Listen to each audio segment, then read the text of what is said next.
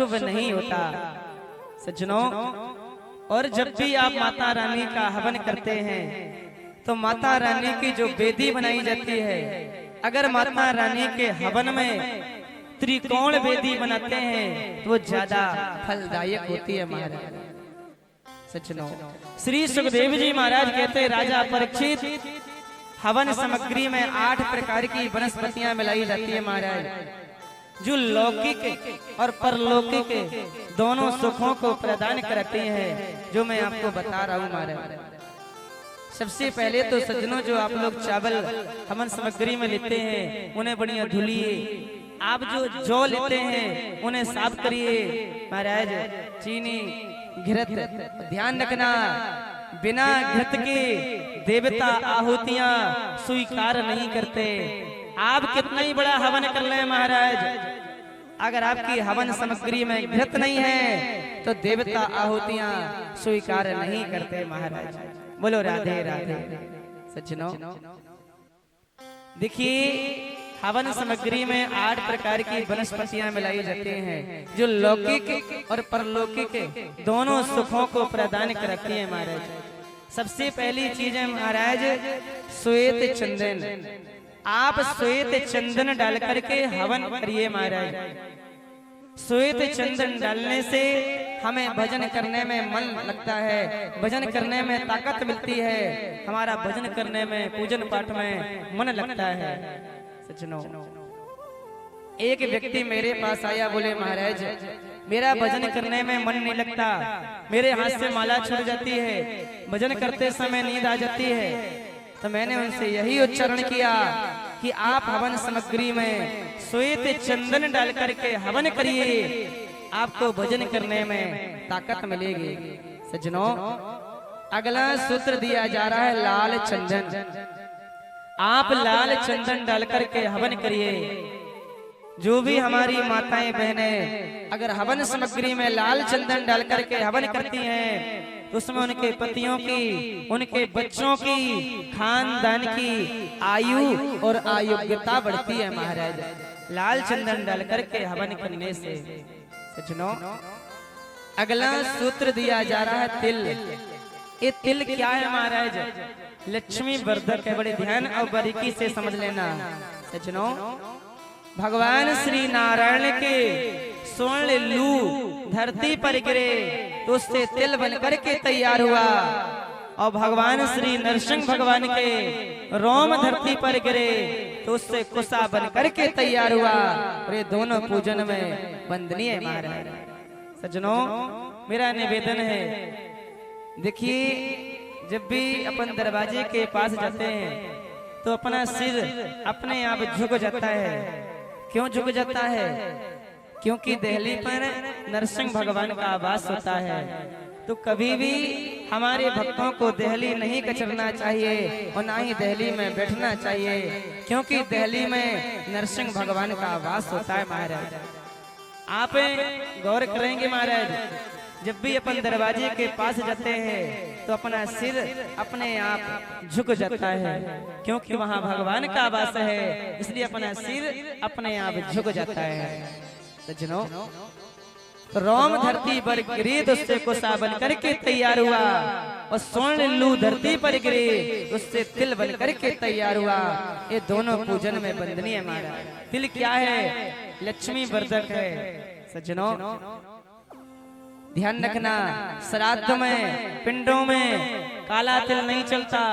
आप श्राद्ध करते हैं, पिंडदान करते हैं तो उसके लिए श्वेत तिल होना चाहिए सज्जनों। एक तिल हमारे परिवार में लक्ष्मी लाता है और एक तिल हमारे पूर्वजों को संतुष्टि देता है महाराज। तो अगला सूत्र दिया जा रहा है महाराज हवन सामग्री। सज्जनों ध्यान रखना,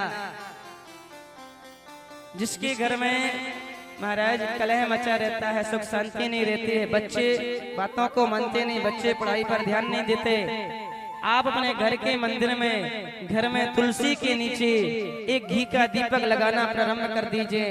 अपने घर के मंदिर में तुलसी के नीचे घी का दिया जलाना प्रारंभ कर दीजिए सज्जनों। संध्या का जलता हुआ दीपक खानदान की आयु और योग्यता को बढ़ाता है और अज्ञानता का नाश करता है। जब भी आप हवन करें तो महाराज ये ध्यान रखें कि हम भगवान के भोजन की तैयारियां कर रहे हैं। सज्जनों, आजकल बाजार की सामग्रियों में बोरादा होता है, बस उसी से स्वाहा स्वाहा कर लेते हैं। ध्यान रखना, स्वाहा स्वाहा से बस काम नहीं चलेगा महाराज। अगर आप हवन करते हैं तो आपका मन का भाव होना चाहिए कि हम भगवान को भोजन की तैयारियां कर रहे हैं। भक्तों, अगर आप जिस हवन कुंड में हवन करते हैं उसे साफ न करें तो उसी प्रकार होता है मानो हम किसी ब्राह्मण को झूठी थाली में भोजन दे रहे हैं।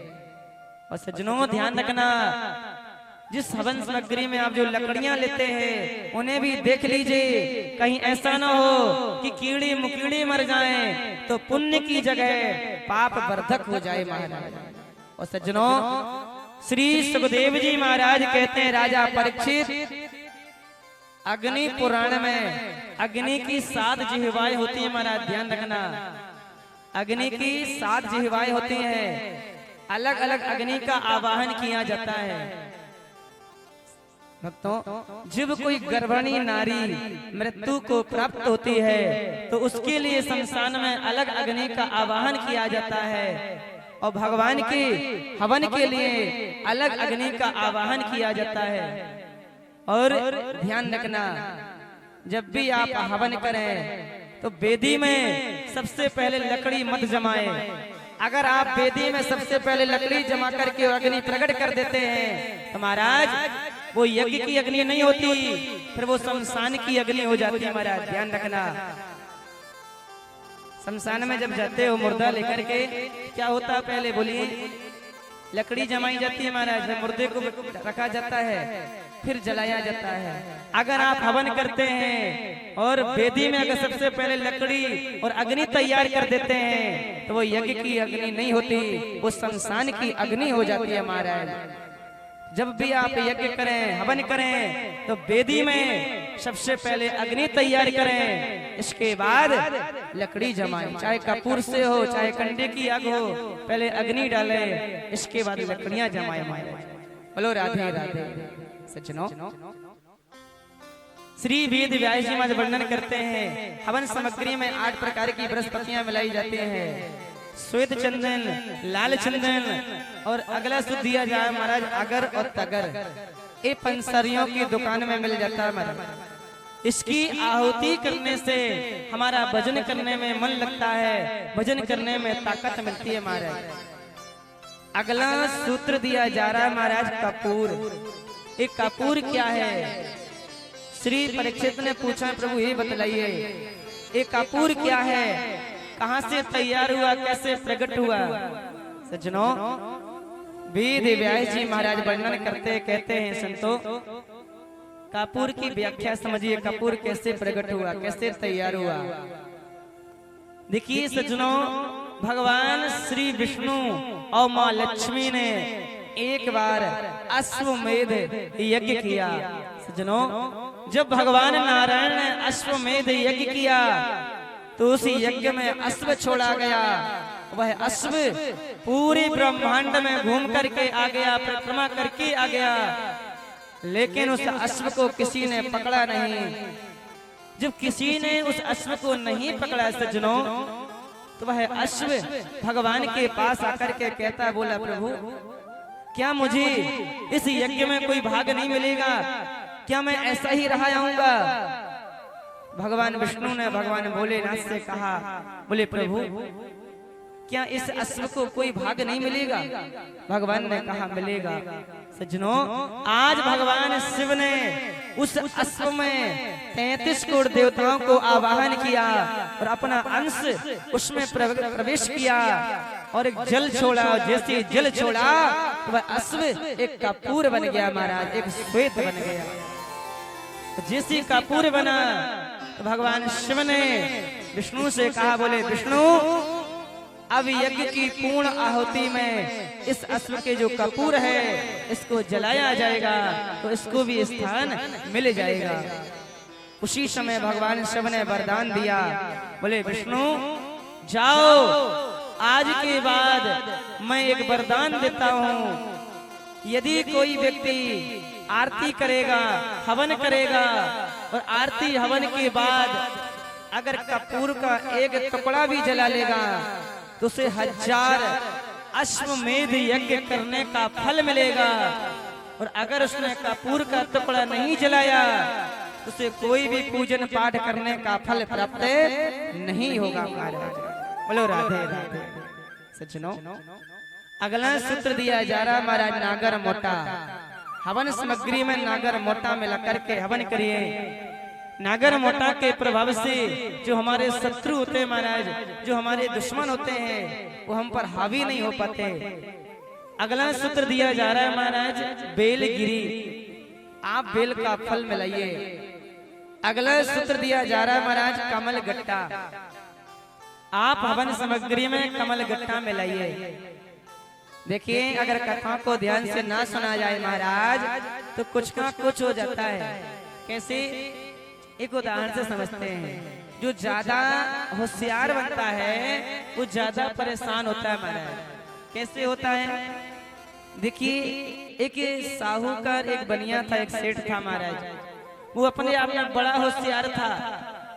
हमेशा कभी भगवान का पूजन पाठ नहीं करता, कभी भगवान की कथा नहीं सुनता था। हमेशा महाराज धन संपत्ति जोड़ने में लगा रहा। जीवन बीतता गया, उसे कभी पता ही नहीं चला कि मेरी मृत्यु आने भी वाली है महाराज। तो एक दिन भगवान यमराज उसके प्राण लेने के लिए उसके घर आए महाराज। अब जैसे ही यमराज आए तो वह सेठ यमराज भगवान को देख करके आश्चर्य में पड़ गया। बोले, आप कौन? यमराज भगवान ने कहा, मैं यम हूँ। बोले, यम? बोले, किस लिए आए हैं? बोले, हम तुम्हें लेने के लिए आए हैं, तुम्हारे जाने का समय हो गया। उस सेठ ने कहा, बोले महाराज, अभी तो मैंने अपने बेटों के लिए कुछ किया नहीं, बेटों के नाम पे कोई प्रॉपर्टी धन संपत्ति की नहीं, और आप मुझे अभी लेने आ गई।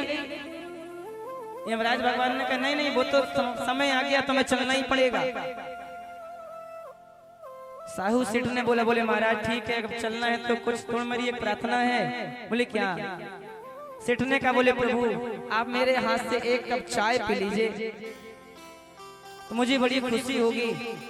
यमराज भगवान ने कहा, चल ठीक है, तेरी इच्छा है, चल पिला दे। अब महाराज वो सेठ बड़ा होशियार था, बड़ा चतुर था। उसने जैसी चाय बनाई तो उस चाय में महाराज बेहोशी की दवा मिला दी। अब जैसे ही यमराज भगवान ने चाय पी वो महाराज बेहोश हो गए। अब जैसे बेहोश हुए तो सेठ बड़ा होशियार था महाराज। अब लिस्ट में इसका सबसे ऊपर ही नाम था।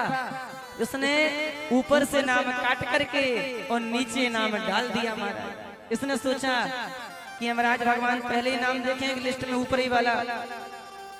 अब जैसे ही यमराज भगवान की निद्रा खुली, देखा यमराज भगवान कहते, वाह सेठ, क्या चाय पिलाई, मजा आ गया, हम तेरे ऊपर बड़े प्रसन्न हैं। चलो अब आज हम तुम्हारे ऊपर प्रसन्न हैं, तो आज हम ऊपर से नाम नहीं, आज हम नीचे से लिस्ट के नाम चालू करते हैं। अब महाराज नीचे तो उसी सेठ का नाम था।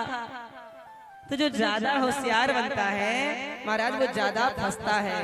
इसलिए मेरा निवेदन, जब भी आप कथा सुनने आए तो भगवान की कथा को मन लगा करके सुने। आज श्री सुखदेव जी महाराज कहते हैं, परीक्षित, आज 8 प्रकार की बृहस्पतियां मिलाई गई। परीक्षित जी ने कहा, राजा सुखदेव जी कहते हैं, परीक्षित, अगर यज्ञ में कोई कमी हो जाए, पुराण में कोई गलती हो जाए तो उसका परिणाम तत्काल मिलता है। परीक्षित जी ने कहा, बोले महाराज, क्या आपके पास कोई प्रमाण है? बोले हाँ। बोले क्या? बोले तुम्हारे पूर्वज पांडवों ने राजसी यज्ञ किया था कि यज्ञ के 1 महीना भी नहीं हुआ कि जुए में सब कुछ हार गए। 12 वर्ष का वनवास मिल गया, 1 वर्ष का अज्ञातवास मिला। परीक्षित जी ने कहा, बोले प्रभु, हमारे पूर्वजों ने यज्ञ किया, उसका पुण्य मिलना चाहिए कि 1 साल भी नहीं हुआ और जुए में सब कुछ हार गए।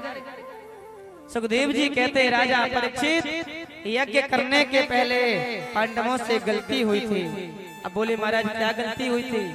सज्जनों, पांडवों से ये गलती हुई थी कि राजसी यज्ञ करने के पहले पांडव दिग्विजय करने के लिए गए थे और पांडवों ने उन राजाओं को भी जीता जो राजा बड़े सीधे साधे थे, ब्राह्मण भक्त थे। पांडव उनसे धन छीन करके लाए और उसी से यज्ञ किया, उसकी शुद्धि नहीं की, जिसके कारण यज्ञ का 1 महीना भी नहीं हुआ कि जुए में पांडव सब कुछ हार जाते हैं और 12 वर्ष का वनवास मिल जाता है। सज्जनों, इसलिए मेरा निवेदन, जब भी आप यज्ञ करें, पुराण करें, हवन करें, तो 5 शुद्धियां पहले ही कर ले महाराज। क्या? पहली चीज है क्रिया शुद्धि, दूसरी चीज है मंत्र शुद्धि, तीसरी चीज है महाराज भूमि शुद्धि, और चौथी चीज है द्रव्य शुद्धि, और 5वीं चीज है हवन शुद्धि महाराज। बोलो राधे राधे। सज्जनों, इस